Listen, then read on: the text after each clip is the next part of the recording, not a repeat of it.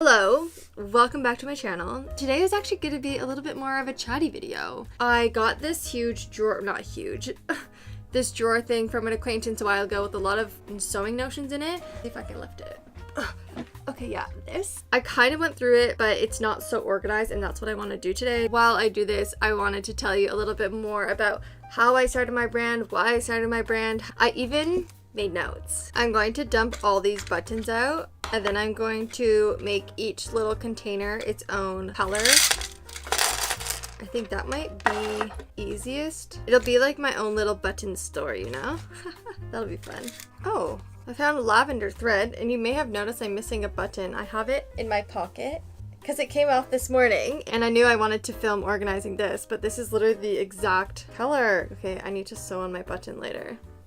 How I started my brand. So it was probably, what year was it? 2021. Oh yeah, it was 2021 in like January, February. That's when I officially bought the domain name, like eleanorstiva.com, and that was the very first thing I did. Now if we backtrack a little bit, the brand I was working for, I worked for this small independent designer in Toronto. Best job ever, best boss ever, like absolutely loved it. She would always say, I used to make clothes for myself. You know, Elle, you could make 5 of these or 10 of these and you could just sell them. I worked there for a few years. So after a while, I kind of started to get the idea that, you know what, maybe it is something that like one day I would want to do. I wasn't so eager to do it because I didn't know what that would look like. But that planted the seed as like, you know what, this could be an option. Working at that job, I realized that you don't need to be this massive fashion house to have a brand. Like, she was one person with her partner and they built this whole thing together. She was like so passionate about it. She loved working. And that was like the best model for me to see is like, okay, if you're passionate enough and you're good at what you do, you can make it work. She planted the seed like, okay, maybe just buy the domain name and then at least you have it, and at one point you can build your brand. I think from the moment I bought the domain name to launching my first designs, I totally rushed it. I think it was only like 3 to 4 months. And I worked from a made to order model. So I made the design, shot it, released it, and then when like someone ordered a size small, then I would make the garment and send it out. So the turnaround was probably like, I think I gave 2 weeks. And I did that for a year and a bit. I was not loving the made to order model because I would get an order. I was like, yes, I got an order. And then right away I was like, oh, but now I have to make it. And I hated that situation. It's just like not for me. I think the buttons are gonna take me a long time because this is the most like tedious process because I still have a whole jar of them. To be completely honest, I definitely cried and sewed multiple times. Like I'd be sewing and be like, I don't like this. I was doing it to myself. Like it was all in my own control, but I wasn't sure like how I could change it. I just felt like I needed to just shut it down and then rethink about it because I definitely rushed into it. I knew I was moving to the Netherlands, so that was kind of my timeline. I was like, okay, then I have a reason to shut down my brand and really think about it. Like, what do I want to do? So I moved in August 2022, and then I gave myself the space and the permission to think about it more. To be like, is this really what I want to do? Do I want to have my own brand? Do I want to work in fashion? If so, like, what do I really want it to be? Bought a sewing machine a couple months after I moved because I missed sewing. I still love to sew for myself. And I took about a year to rethink it. That I wanted to use thrifted materials, that I wanted to like slow it down a lot more. I did not want to do the made to order model. I wanted to just make the items and then sell it, and I wanted to keep it like super limited quantities, and that's what I ended up with. That's what you see now, and it's what I enjoy the most. I have not cried and sewed since I restarted it in the Netherlands.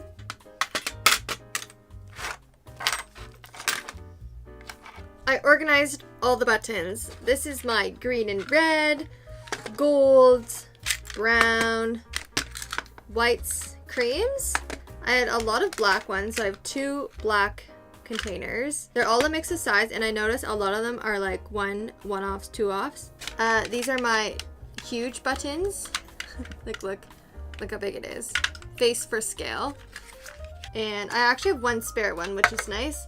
And this is all my, like, I have so many of these. I didn't want to put them in the white container, or my happy face buttons. This is all organized as well. So now I'm gonna have a button drawer. I'll put it all in the top drawer. Since she had it all nicely organized before, I know it fits.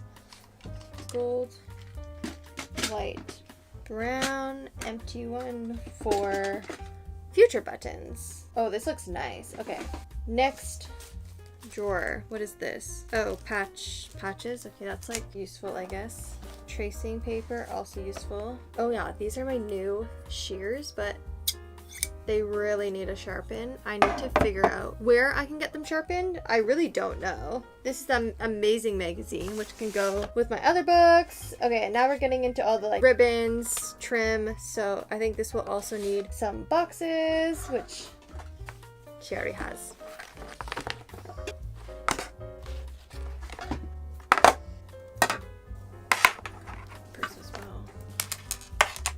I also have my own bias and ribbons in these little bins that I already had.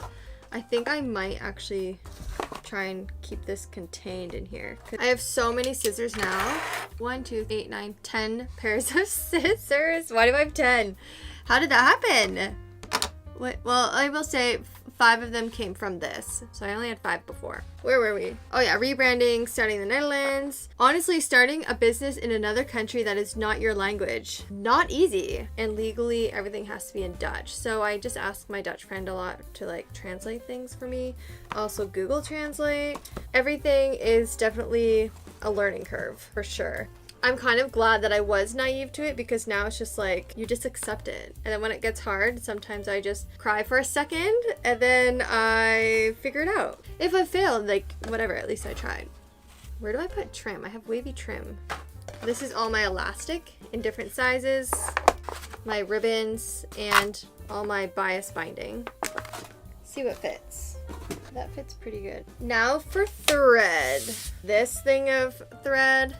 So I guess I could create layers of it. There was a spool unraveling while I pull them out. Ooh, I even have a tracing wheel.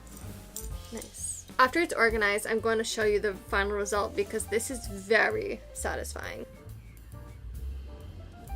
Why I started YouTube. Well, actually, just a side note, I'm just organizing all my thread by color, and then I think I'm gonna group them that way, because to me that makes the most sense. Let's go, and we'll see actually which ones fit in this little tray, because, ooh, that one fit. Ooh, that one fit again. Okay, this is fun.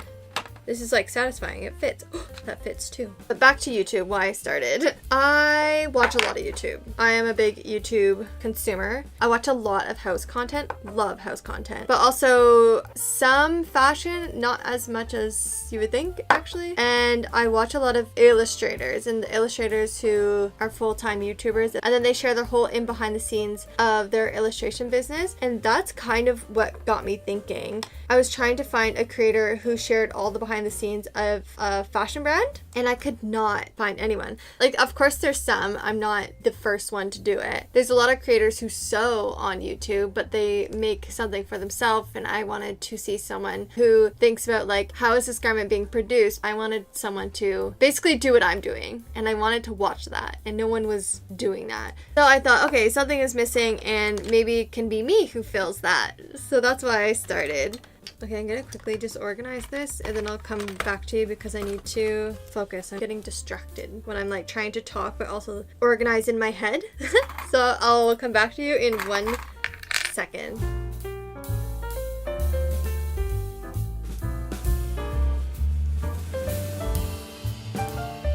I have all the threads organized by color, and I started just organizing this by color. I'm gonna see if I can find the others that fit, because apparently it's a very particular fit and it's not any spool of thread. How it's going, it is going, I would say. I do see like there's progression, and I'm pretty determined to keep it going. I work on it every waking hour that I can. If I'm not working at my actual job, I'm most likely working on my brand, and I love it. I really hope this is gonna stay organized, but I have a feeling it's not going to. Also, like, when am I ever gonna use all these tiny spools? This one I'm gonna put on the bottom of the drawer, and then this one will go on top. Oh, forgot another one. Gray. there you go. The final reveal. First we have all the buttons. It's all organized by color. Then all the elastics and bias and ribbon. There's also like some space here. I don't know what for yet, but space to grow. Then of course, last but not least, all the thread. The other tray is underneath this one. Now you can see it's kind of organized by color. I'm not going to touch this much. Feels so good to organize all that. I've been wanting to do it for a few weeks now. But now you know a little bit more behind the brand, why I started, how I started, and how we got to where we are now. And I hope that if you're thinking of a business that you should just start. It just takes very first step. You just have to start. It's always the hardest part. Everyone says that, but it is kind of true. Thank you for watching, and I'll see you next week. I have to sew my button back on.